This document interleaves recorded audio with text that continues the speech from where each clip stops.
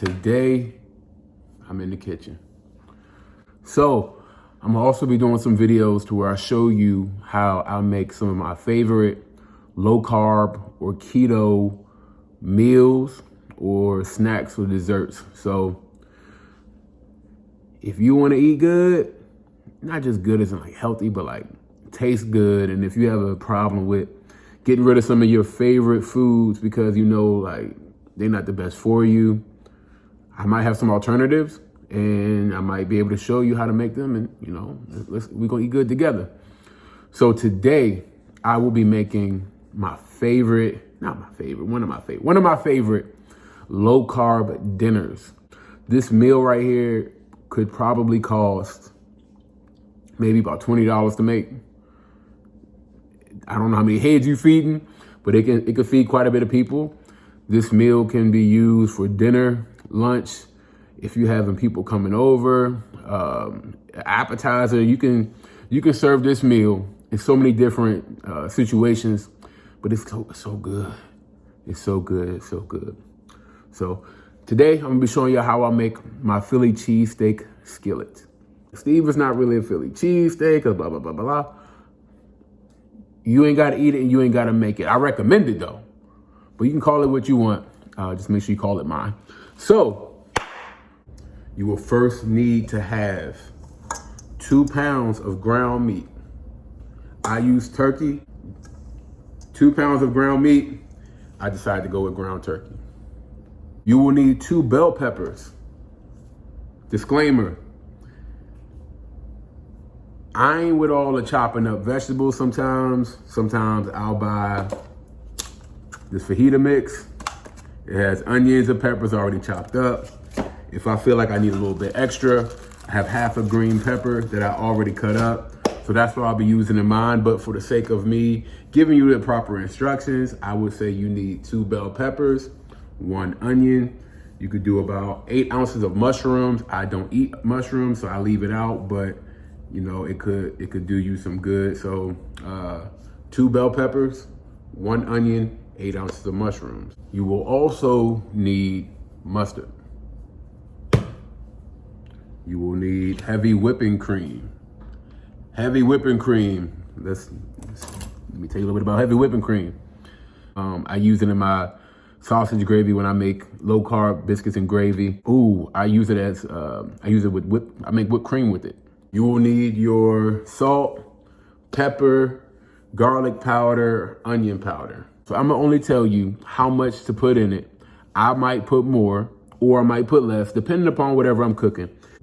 But I will still tell you how much to add in yours, so you can use it as a baseline and you can taste and go. I'm like, I'm gonna add a little bit more here, add a little bit more there. You know, make it work for you. That's it. This right here is the best part of the meal. This is the best part right here. The cheese. You see, I have 2 different brands of cheese. It don't matter. With the shredded, you can get Italian style cheese. I think it kind of goes more in line with the Philly cheesesteak theme of the meal, Italian style cheese. Sometimes I'll use shredded pepper jack. I love pepper jack cheese. So you really want to stick with a white cheese or whatever. So you can get Italian style shredded or pepper jack.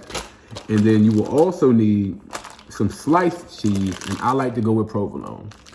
I usually use provolone when I do the sliced cheese for this meal here. So shredded, you could do Italian style or pepper jack.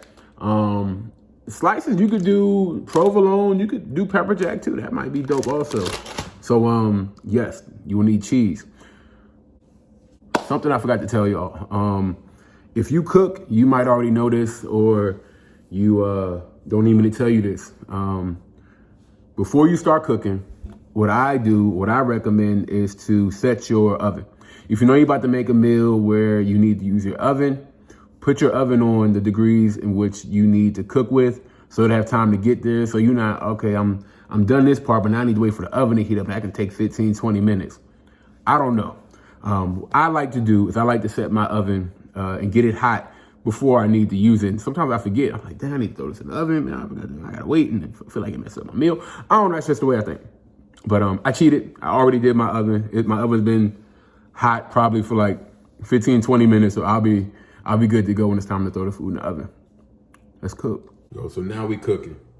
Now we cooking. So the first thing you want to do, which I thought I did, I lied. You want to preheat your oven to 350. So the next thing you want to do is brown your ground meat. I have ground turkey. You can use ground beef. You could use ground chicken. I don't really like ground chicken that much. Do your thing, go off. You'll need 2 pounds of ground meat. I'm going with ground turkey. Just gonna break the meat up a little bit. You know, when it come out the pack, that joint still be in them big old rectangles and all that, but I just wanna break it up so it cooks evenly and yeah, make it easier for me to do what I'm gonna do. All right, so the meat is browning. It's starting to get its color. So before the meat is completely cooked, what we're gonna do, we're gonna add the peppers. And if you're doing mushrooms, you can add your mushrooms to that. Pop open my fajita mix, because I ain't with chopping a whole bunch of vegetables sometimes. And I'm just sprinkle a little bit in there. See, it's cut pretty big, so make sure I get some of the onions, because them joints are all at the bottom. Some mad onions in here. That's cool. A little bit more. A little bit. I'm gonna toss in this extra green pepper situation that I cut up. All right. We're gonna cook up the vegetables and the meat together for a little bit. So we got the green peppers and onions. And you got mushrooms. I'm not doing mushrooms, but we're gonna let this cook a little bit.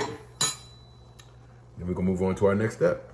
Thing right there, you can see it and you can't smell it from here, but I'm sure you can smell yours. It smells good already. Giving it a little bit of yeah.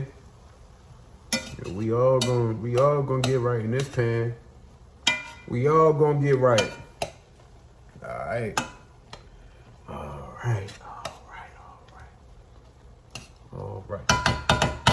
All right, so this is the point where you can add your seasonings.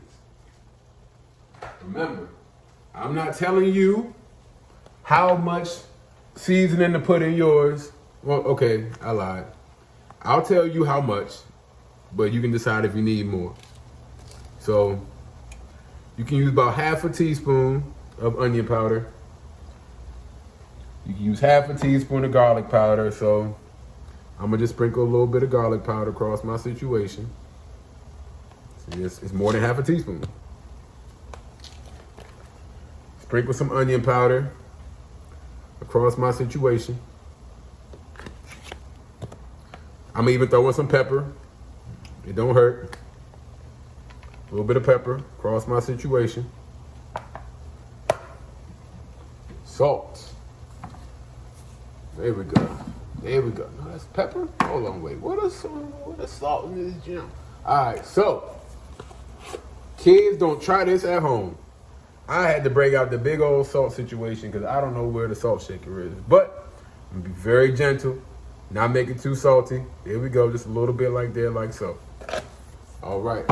So I just added onion powder, garlic powder, salt, pepper. For you, you could do a half a teaspoon of each. You could do half a teaspoon. You can add a little bit more if you want. You can add a little bit less if you want. It's all up to you. It's just my job to give you the starting point. Let's mix that all up.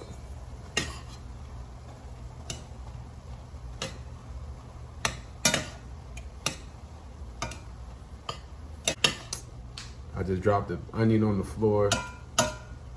Steve, you don't have to eat off the floor no more. You don't have to do it. I gotta remind myself that sometimes. I'm gonna throw it in the trash. But, all right, we're just gonna let this cook up a little bit more. Then we're gonna move on to our next step. All right, this is where it starts to get fun.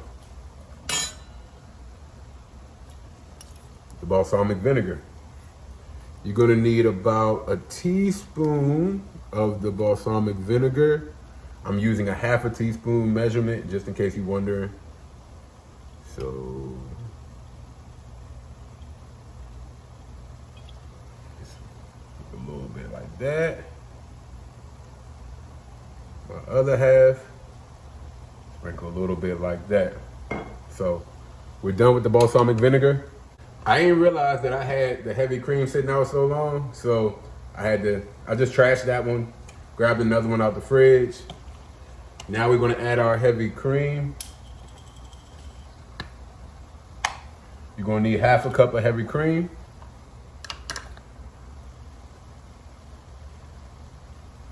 Half a cup of heavy cream. Just pour it all over and move the spatula out the way. Half a cup of heavy cream. Bang. And now we need the mustard. Steve, where did you put the mustard? Oh, it's over here. So you'll need about, I think it's a table. Yeah, you need a tablespoon of mustard. I'm trying to go off of memory, y'all, and mine is getting bad. So, tablespoon of mustard. If you don't like mustard, so what?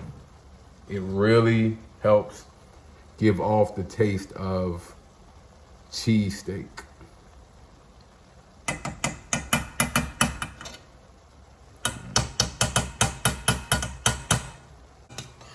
Give it a nice little go. So let this cook a little bit longer, and then we're gonna get to one of my favorite parts of making this dish, adding the cheese.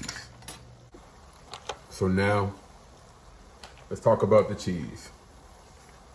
So, what I would recommend you doing is kind of flattening out the meat. Well, we can cut the heat off. We don't need the heat no more. We are done actually cooking the skillet.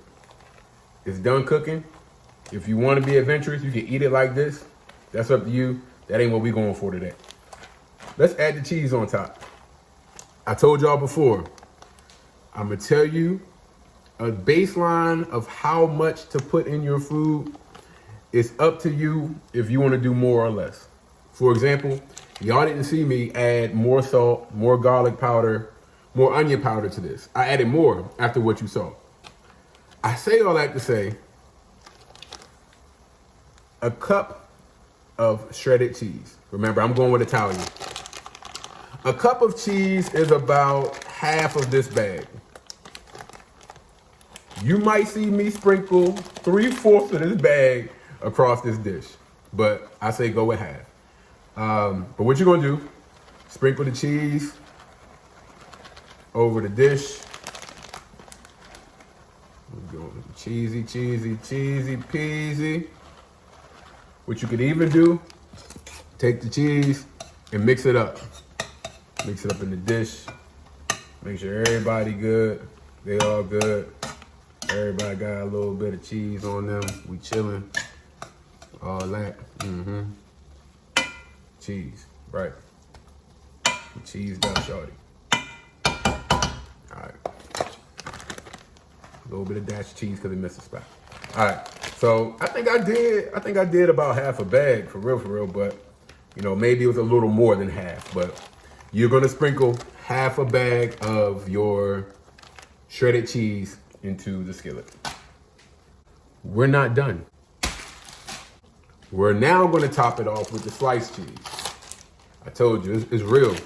Philly cheesesteaks be having mad cheese, depending upon where you get it from. You might have sliced cheese, you might have cheese whiz, you might have shredded cheese, or you might have all three of them on there. I don't know.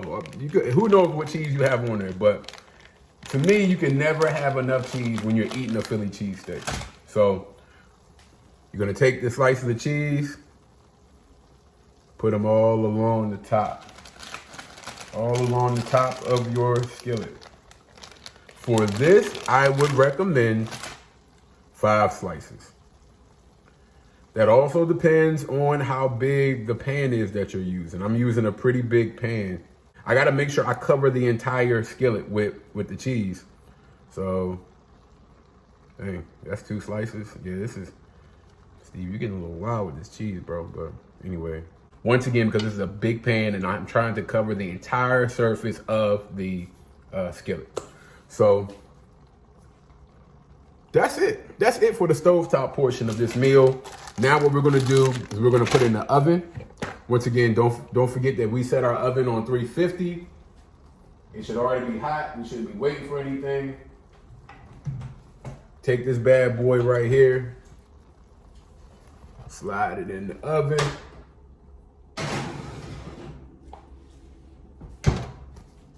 $10 minutes. That thing going in the oven for 10 minutes. Just gonna sit and wait. We gotta make sure to move right for this one. I think we've got about 1.5 minutes left. I should have put like some interest music or like a theme song, something. This joint, it deserves some respect. That's why I had to cut the lights out. I had to get the mood right. This thing right here. Hold on, let me see. You should not, let me get in the light. You should not open the oven when something is in it cooking. You let the heat out and all of that, blah, blah, blah, blah, all that good stuff. You shouldn't do it. Oh.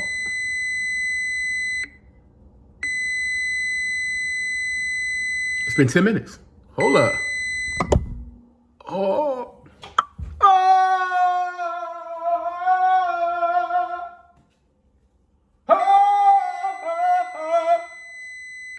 I hear you. I hear you.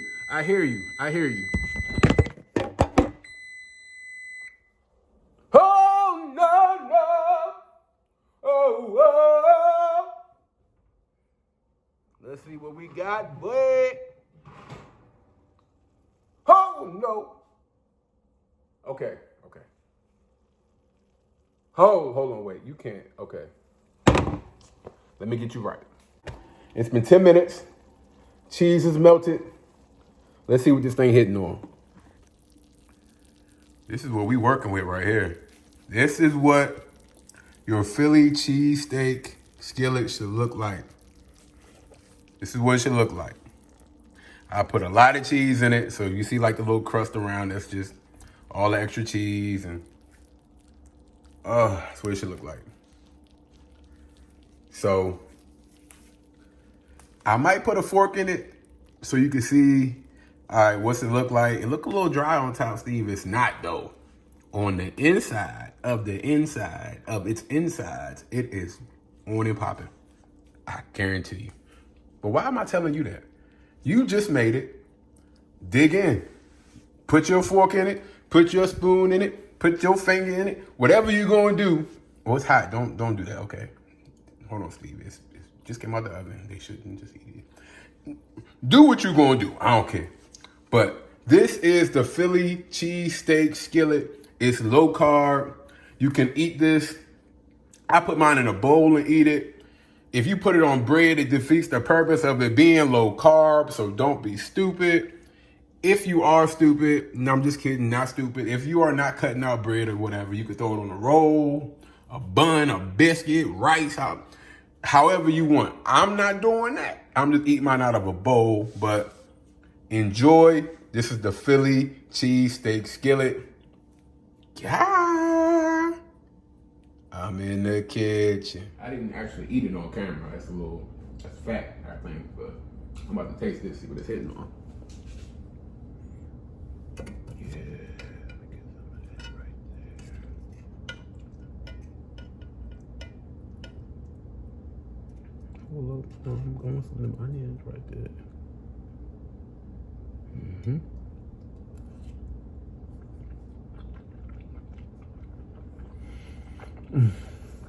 Mm-hmm. I did that. Mm-hmm.